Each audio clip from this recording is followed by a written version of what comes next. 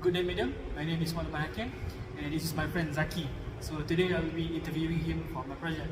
So, Zaki, how are you? I'm fine. Alright. So today I would want to inquire you about your interests and hobbies, which are sports. So I heard that you are knowledgeable in many types of sports like football, basketball, hockey, if I'm mistaken, ice hockey.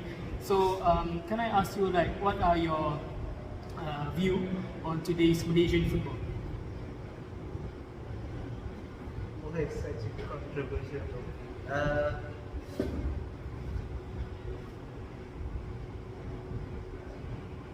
On Malaysian football, yeah? Well, you see nowadays with the new government, they're putting a lot more funding in our football, spending on the new grass and all that stuff, making the league bigger, changing the league format, and I think that's a good step forward for our nation's football. And obviously they've created a league for junior players, under 23 players, which is good to develop our youngsters. And I think it's a right step in the right direction. And with the new coach, the new national coach we have, so far we've been going up the rankings, the world rankings, and I think our football is in an upward spiral. So that's my view on Malaysian football right now. Thank you.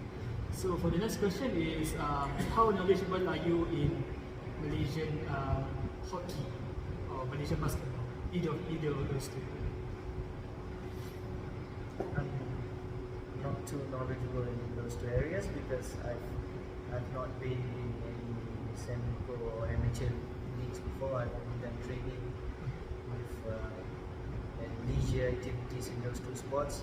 So we are talking about basketball. I know it's not really the go-to sport here in Malaysia, and it's predominantly within the race of Chinese. But it's nevertheless there are still Malays and Indians who play it, but most commonly it's a Malay sport, a Chinese sport. But there's no issue with the race really. It's just that I think the sport needs to be more popularized to all nations, all types of schools, so that they also not just enjoy football but also different sports, not just basketball. You know, just get Malaysians, especially Malaysian children, active, physically active. So it doesn't matter what sport you play. Basketball is also a good start because there's a lot of outdoor courts here. And in terms of hockey, I've never played a game before, but I love the sport. I love watching the sport. I wish there were more facilities for hockey, obviously. If I do get a chance in the future, because there are a few MSUs here who play hockey, if I do get a chance to join them, then I will join them. I would love to play hockey. Doesn't matter if it's in the real stadium with the carpet or on the muddy ass field. Sorry, I can't swear in this city. Can I swear? No.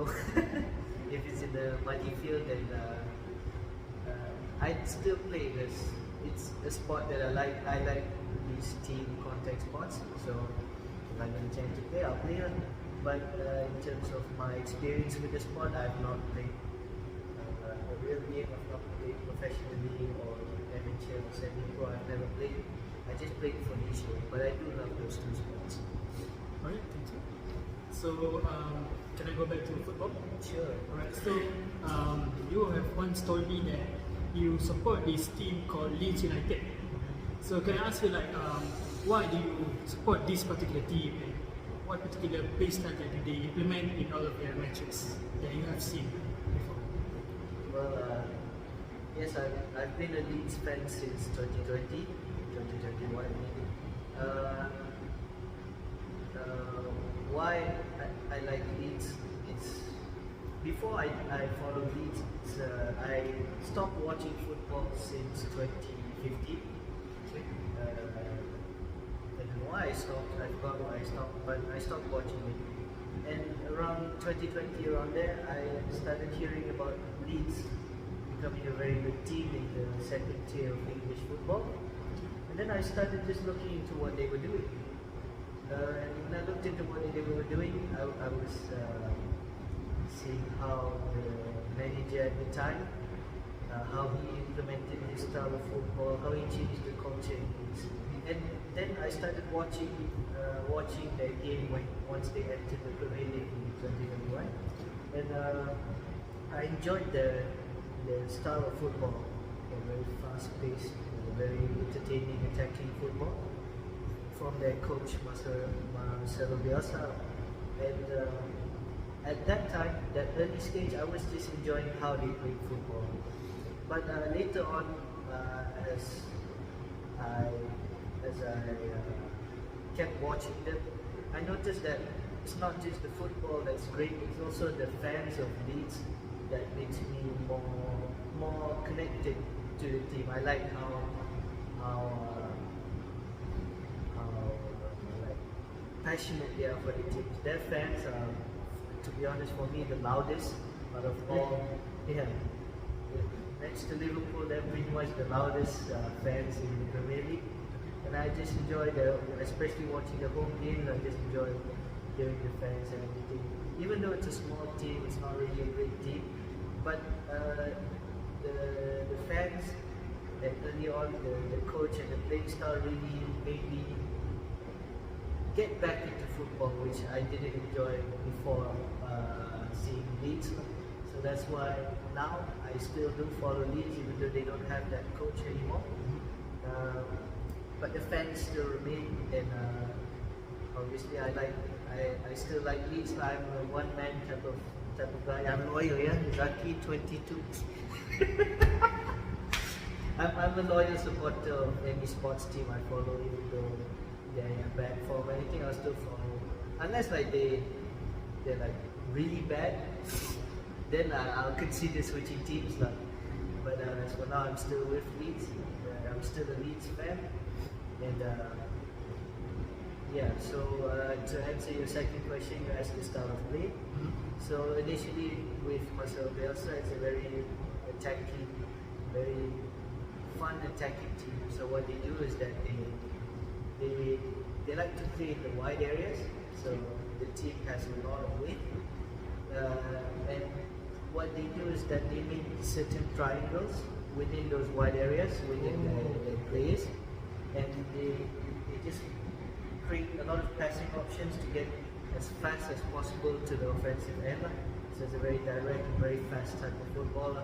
And if they lose the ball, their counter press makes it hard for the opposing team to regain and settle possession. So it's basically very fast, and if they lose the ball, they still get on the opposing team's toes, if you get what that means. Like they instantly get back to the ball just so they can create more attacking options. Outside of the wide play, they also have central play made through one of their players when they had that player, which would be in the middle. The central defensive midfield will drop into the defensive area, collect the ball, and he'll spray long passes to the wide areas. So basically, the attacking play focuses a lot on the wide areas and getting crosses into the box. And it was very fun to watch. It was very entertaining football. It's not the typical of just shoot the ball upwards and hopefully you can get in the box. It's a lot of tactical awareness. And if I do become a coach one day, I would love to apply that.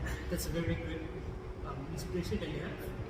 And you said that they play the triangles one, right? So if I'm not mistaken, that is called 1-2 passes, right? Yes. They do 1-2 passes all along, so that they can go through the defense, right? Right. Next question. I heard that you have coached a basketball team back in secondary school. Can you elaborate more on that, please? Right. Yes, I did when I was in Form 5. I coached under 15 basketball team in my school. I coached them to send to MSSD under 15. So obviously it was my first time coaching, and I had a lot of great experiences with it. So obviously some of the kids they didn't have prior knowledge to basketball, but they just wanted to play. So I let them join for training before the selections were done. I just let them train and all that stuff, and I went through a lot of trial and errors. Obviously I was learning and they were learning, so I implemented a lot of weird strategies to teach them how to play basketball, how I wanted them to play basketball. So, what are one of those strategies that you implemented? That you said? Well, I like to focus on decision making whenever I do my training. Right. So I've done a lot of weird things like there's a game that I played where you get in a team of 5, and what you do is that you have a ball, and the only way for you to pass it is by jumping up and throwing it. And so let's say you're the receiver now, you have to jump and catch it, and before you land, you have to instantly throw the ball, instantly pass the ball. Oh, so they make the decision in air. Yes, while they're airborne before they land. So what this did is that this taught them how to react. This taught them how to react quickly, their time reaction, how to coordinate their body while in the air. They made a lot of mistakes, and that's what I wanted. I wanted them to learn that mistakes are fine, because in Malaysia, the education system they don't encourage people making mistakes and fixing it. What they do, they just let students make mistakes and then like bash them for it. But for me, I don't like that. I want them to make mistakes, but I want them to have a growth mindset and learn from the mistake. So earlier in the activity, a lot of people made mistakes. They threw the ball too far or too short, or they landed before they threw it. They couldn't take. So after a while, I usually do it for warm-ups. After a while of them doing it, they got the hang of it, and they made lesser mistakes, and they were enjoying the game. What's important is that they were enjoying the game, and it taught them a lot of things like how to react quickly, how to move quickly, how to read each other, how to, that's another thing of the activity. It builds camaraderie amongst the students. Everyone was enjoying it, everyone was communicating, doesn't matter. There was a few Indians and a few Chinese, there weren't any Malays, mostly Chinese. So it was nice seeing them all just enjoying that certain activity. People would say that activity is damn weird and very hard, but they managed to do it, and I'm glad they learned from that activity. That was one of the weird things I did. I wouldn't say it's weird. It's just that it's an unorthodox way. Yes. To get the result that you want. Yes. I think that's good. Yes. So obviously applying those weird activities, I would, during the actual training session, I would make certain strategies that would connect with those traits that I wanted: fast, quick reactions, going up and down really fast. Because most of the kids, they weren't good at dribbling the ball, so I just told them to pass very fast. And obviously, I think that part of the training, that game, that warm-up game, it really helped them building that type of transition game that I wanted. So that, sure they cannot dribble, but because of they can pass very effectively, they can still keep the ball moving and actually manage to get a score. Yes. So where do you learn these kind of strategies? Like where do you get those input from? Well, I take a lot of input from everywhere, to be honest. But in terms of basketball training, I do follow an Instagram page. It's not an Instagram, it's a coach. He started on YouTube. His channel is called By Any Means Basketball. So I've been following him since 2017. He started in 2016. So he'd always give these like these weird, unorthodox training, and I sometimes I take it so that I can apply it to my kids training at that time. And most of his training methods, it worked, and obviously that's where I get most of the inspiration of training from basketball. And in terms of where I get my strategies, actually, I get it from football. Wait, strategies for basketball? From football? Yes. How exactly does that? Football and rugby. Because why? Because especially football in terms of Leeds. Okay. Leeds since in 2019 they were playing very fast. And they were just that speed, just that frantic speed. It doesn't look frantic, but it actually is, because you're pushing everyone to follow your pace. So I implemented that just so it's not like the normal type of basketball, but obviously it works with the strength of the players I had at the time. So I get that I use that Leeds type of strategy, and in terms of rugby I use that a lot of their strength, not strength training, it's more of, it is strength training, but it's more power, like pushing, how to properly push people, not shoving like some bullies or anything, but rather properly using your body to create contact in basketball. That's how I got from rugby. And also from rugby I learned how to use certain shapes for defensive strategies. Shapes like, Like squares or lines. oh, really? So You can apply that for basketball? yes, you can, because there's also basketball strategies for it, but I've modified it with rugby type of defense. So like, for instance, there's like I've made a triangle. These are basketball strategies, but in rugby they have a certain difference in when certain triggers are made to steal the ball. Okay. So like, for instance, one of my strategies was a box and one. A box and one was just, in the arc there would be a square and one defender outside. There's 5 players. The one defender outside, he will chase whoever is holding the ball. Meanwhile, that box will just stay there stagnant and wait for the opposing player holding the ball to move to a certain area.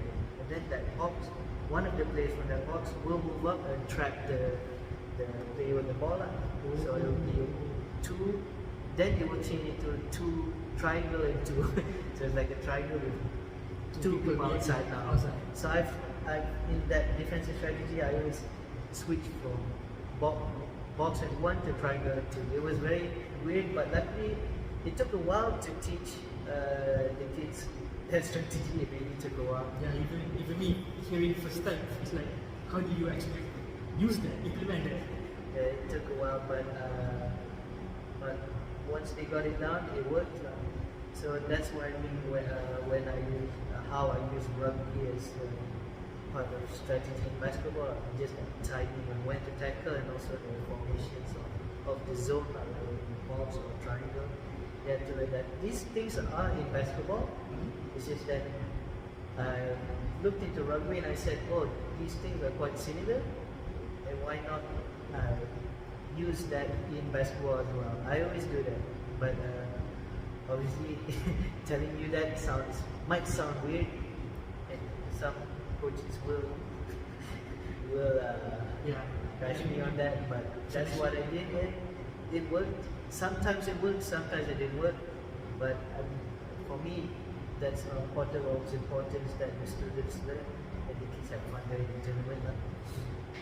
So it's just baffling to me that you can actually use other sports as an inspiration for your own sports. So because back then I used to think that maybe football is just football, basketball is just basketball. Right? There's not really correlation between the two. But like with your ideas, it actually opened my mind to that. Oh, you can actually use strategies from other sports to other sports. Like even if the number of players are different, the type of sports is different. So yeah, that is actually very mind-opening for me. Thank you. Alright, Zaki, thank you for your time today. Thank you for having me. So I have learned a lot from you today, and I hope this interview has been joyful for you as well. Yes, I always enjoy being with your team. You're my best friend. Okay. That's all from us. Thank you, Madam.